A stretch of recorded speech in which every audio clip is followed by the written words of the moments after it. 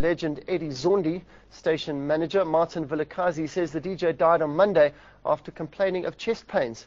Metro FM spokesperson Happy Ndigi says Zondi was rushed to hospital from his home in Ramshoek, west of Johannesburg, but was pronounced dead on arrival.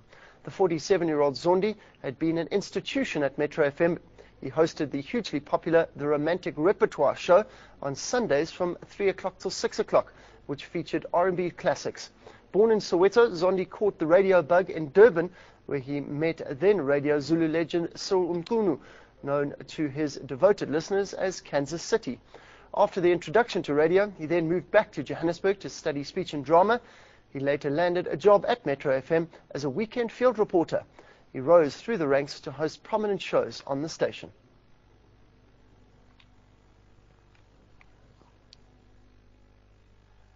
Well, now for some medical interventions.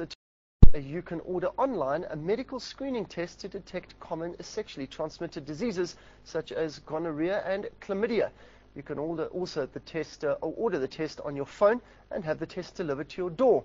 Here to talk to us about this is Alison Martin. She's the founder and managing director of UDoTest. A very good morning to you, Alison. This is incredible. Just explain us the process, how it works. Excellent, thank you very much.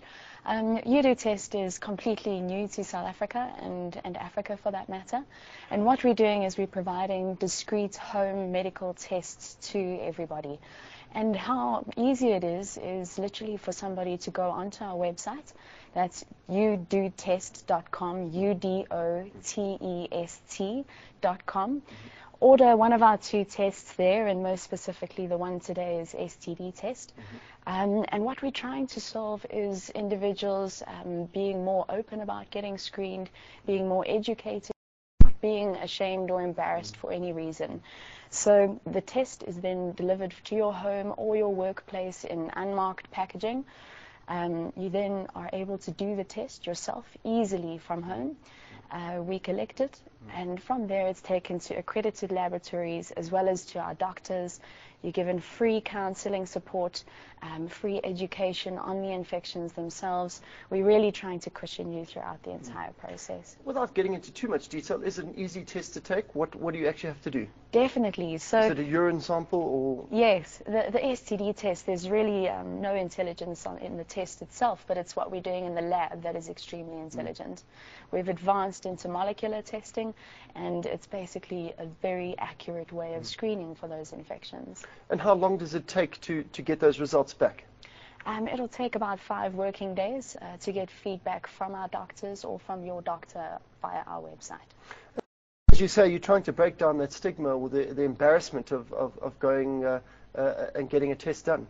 Completely. We're trying to give people easy ways of getting screened and getting tested. So either online or via a mobile phone, there's no more excuses. Don't be ashamed or embarrassed in any way, and really just get yourself tested. The mobile phone, is it an app? How do you do it online on your phone? Is it just a matter of downloading an app? At this stage, it's an easy Mobi site, so it's completely orderable via our Mobi site. The app itself is coming, and we've also got a USSD version, which is specifically for our public sector model. Wow. Just explain the build-up to this and the background to setting up this business. Well, the company itself has probably been in the commercial formation for about a year, but the research went back a couple of years. And our initial test, which we started with last year, May, was exciting, to be honest. It's a cervical cancer screening test, screening for the high strains of the human papilloma virus in women. Because a lot of women don't get screened for HPV or aren't going for their pap smear. And it ends up too late, I guess. Ends up too late. So the real goal behind the company was to give people access and to get more people screened and educated and informed, and more importantly, give South Africans and Africans a chance at this and get them treated at the end of the day. What are the sort of symptoms, again, without going into too much detail, of some of these STDs like chlamydia? Well, I mean, to give you an example, a lot of them are actually asymptomatic. So although the prevalence, especially in South Africa or sub-Saharan Africa, is very high, the asymptomatic percentage is normally between 70 and 80% of these infections. When you say asymptomatic, what do you mean? it means no symptoms. Yeah. So you could be walking around without knowing any better. And yeah, usually probably towards the end of the stages, you start to see whether it is what's known as PID, which is pelvic inflammation disease in women, whether it's abnormal discharges, whether it's pain during urination, whether it's pains in your pelvic section. There are various symptoms, but unfortunately knowing exactly what to treat is the challenge. Just give us the costs and how that all works. Okay, a user goes onto our website, they would then be paying 699 Rand. We are shipping internationally, so it can also be converted into your local currency. And that excludes delivery. So we've got 2 delivery options at this stage. Postage works very well, much cheaper option, as well as courier, door to door, all very discreet. We drop it off and then we collect it again. So 2 delivery.